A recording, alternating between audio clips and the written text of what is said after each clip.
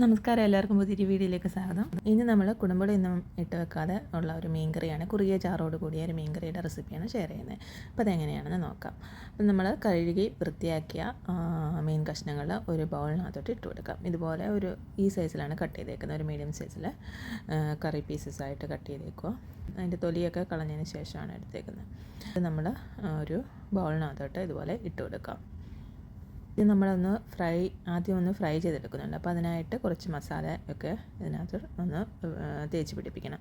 അപ്പോൾ അതിനായിട്ട് 2 ടീസ്പൂൺ എരിവില്ലാത്ത മുളക് പൊടി ചേർത്ത് കൊടുക്കാം. എരിവുള്ള മുളകാണെങ്കിൽ ചേർക്കുന്നതെങ്കിൽ ഇതിൻ്റെ പകുതി ചേർത്താൽ മതി. നമുക്ക് മല്ലിപ്പൊടിയാണ് ചേർത്ത് കൊടുക്കേണ്ടത്. ഒരു 1.5 ടീസ്പൂൺ മല്ലിപ്പൊടി ചേർത്ത് കൊടുക്കുക. പിന്നെ മഞ്ഞൾപ്പൊടി ഒരു 1/2 ടീസ്പൂൺ മഞ്ഞൾപ്പൊടിയും കൂടി ചേർത്ത് കൊടുക്കാം.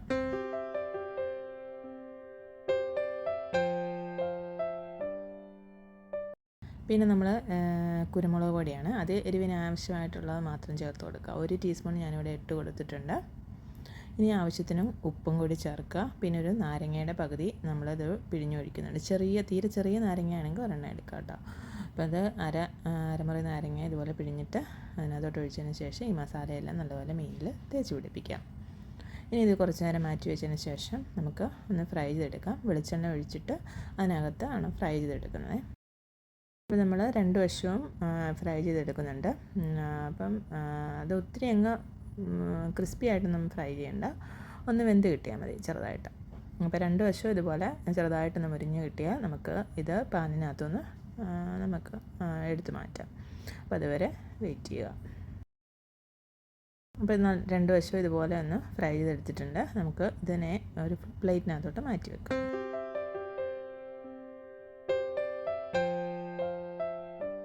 ഇനി ആ സെയിം പാനിൽ തന്നെ പാനിനകത്ത് എണ്ണയൊക്കെ കുറച്ച് വറ്റിയിട്ടുണ്ട്. അപ്പോൾ നമുക്ക് കുറച്ച് എണ്ണയും കൂടെ ഒഴിക്കേണ്ടതായിട്ട് വന്നിട്ടുണ്ട്. അപ്പം നിങ്ങൾക്ക് ആവശ്യമുണ്ടെങ്കിൽ മാത്രം എണ്ണ ഒഴിച്ചാൽ മതി കേട്ടോ. ഇനി പാനിനകത്തോട്ട് കുറച്ച് കറിവേപ്പിലയും ഒരു വലിയ സവാള ഇതുപോലെ ചെറുതായിട്ട് അരിഞ്ഞതും കൂടി ചേർത്ത് കൊടുക്കുക. വലിയതാണെങ്കിൽ ഒരെണ്ണം, ചെറുതാണെങ്കിൽ 2 സവാള എടുക്കുക കേട്ടോ. എന്നിട്ട് ഇഞ്ചി വെളുത്തുള്ളി ചതച്ചത് 1 ടേബിൾ സ്പൂൺ ഇടുക. എന്നിട്ട് നല്ലപോലെ വഴറ്റിയെടുക്കുക. എന്നിട്ട് ഇതിനകത്തോട്ട് പൊടികൾ ചേർത്ത് കൊടുക്കാം. ഒരു 1/4 ടീസ്പൂൺ മഞ്ഞൾപ്പൊടി ചേർക്കുക. അതുപോലെ എരിവില്ലാത്ത മുളക് പൊടി 1.5 ടീസ്പൂൺ, മല്ലിപ്പൊടി ഒരു 3/4 ടീസ്പൂൺ, എരിവിന് ആവശ്യമായിട്ടുള്ള കുരുമുളക് പൊടി ഒരു 1/2 ടീസ്പൂൺ ചേർത്ത് കൊടുത്തിട്ട് ഇതൊന്ന് ലോ ഫ്ലെയിമിൽ വെച്ചിട്ട് ഒന്ന് ഫ്രൈ ചെയ്തെടുക്കുക.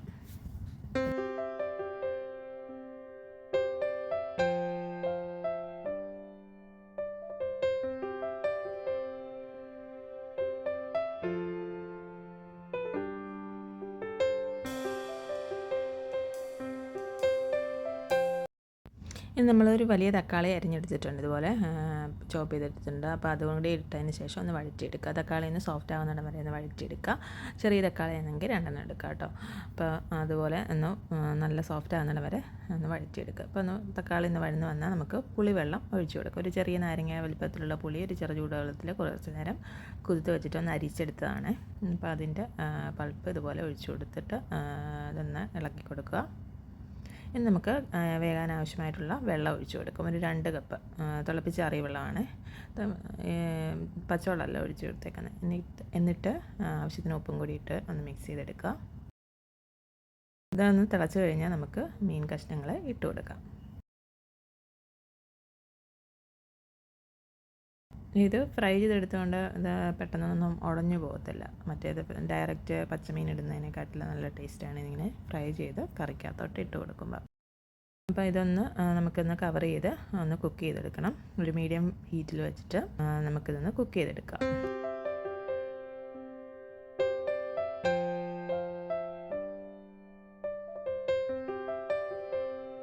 5-8 മിനിറ്റ് 8 മിനിറ്റോളം നമ്മളിത് മീഡിയം ഹീറ്റിൽ വെച്ചിട്ടൊന്ന് കുക്ക് ചെയ്ത് നോക്കുമ്പോൾ ഇതുപോലെ കിട്ടുന്നതായിരിക്കും.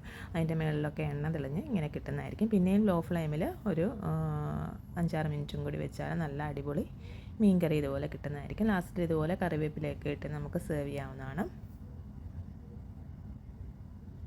ചെറിയ തീയിൽ ഒരു 5-6 മിനിറ്റും കൂടി വെക്കുക. അപ്പോൾ ഇതുപോലെ നമുക്ക് നല്ല കുറുകിയ ചാറോട് കൂടിയ മീൻകറി കിട്ടുന്നതായിരിക്കും. അപ്പോൾ ഇത്രയേ ഉള്ളൂ ഇന്നത്തെ വീഡിയോ.